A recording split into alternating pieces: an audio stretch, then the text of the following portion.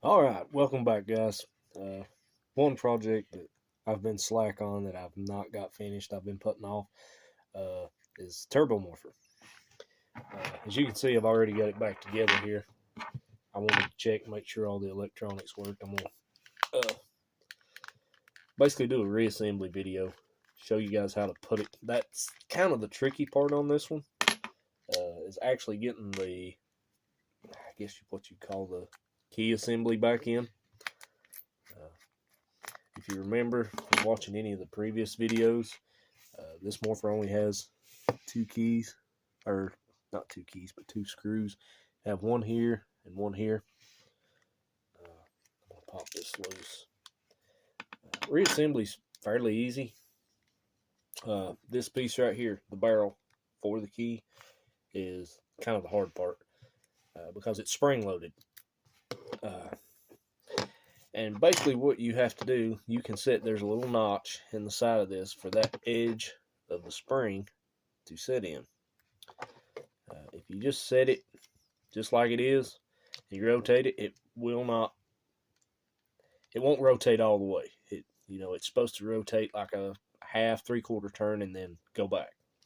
So what you actually have to do with this barrel piece is you have to preload that spring just a little. When you rotate it in like that, just preload it. Then when you rotate it, it has that spring action on it. It's near impossible to show on camera. That I don't have the best lighting on this, but I wanted to give you an idea how that goes back in. That way it gives you the full rotation and it works like it's supposed to. And as you can see, it basically came loose on me there. So I'm going to do it one more time. Basically preload that spring about a half turn and then set it down in. And that's basically all there is to it for that. The other thing you got to do is the button for the switch has to sit inside of the cover plate. You put that back while holding the barrel in place. You've got your button inside your cover piece. We'll want to set this back on just like that. Put it together. You've got your morpher back. As you can see, the actual chrome for the key barrel on this, I haven't restored it yet. I have yet to find a paint or a color that suits me for that. So that's one of those things that later on, when I do find something close enough to factory, I will do a video on it showing you how I prep it. It's basically the same as everything else on the morpher. You're going to clean, you're going to scuff, prime, paint. I mean, it's basic thing. If you want it to stay on, you got to do all the steps and take your time, do good work on it. But hopefully I can find something that will match up close enough. Got a couple batteries we're going to stick in it just to double check, make sure nothing's out of whack on it. Sometimes the best you can do, these small electronics, when you take stuff apart, things will mess up. So here goes nothing. Oh yeah.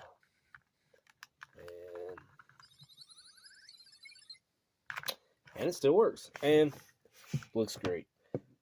Like I said, I would highly recommend decals from Pt.4 for the Turbo Morpher.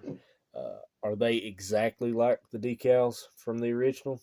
No, slightly different, but they are really nice. They really work well, and it really helps bring. If you watch the first video, this morpher was toast. I mean, it was completely demolished. But as you can see now, it looks pretty good. It's close to factory. Like I said, if I can ever get something to match this chrome, I've also got the strap here. I need to actually put it back in. I always get these backwards. And you have to be careful with the straps as well. Anybody that's mess with these straps, you know a lot of times the Velcro wants to peel loose. So when you're taking them on and off, definitely be careful with them as far as sliding them into the slots. And there we go. Turbo Morpher is back together, completed and working. Like I said, guys, I thank you.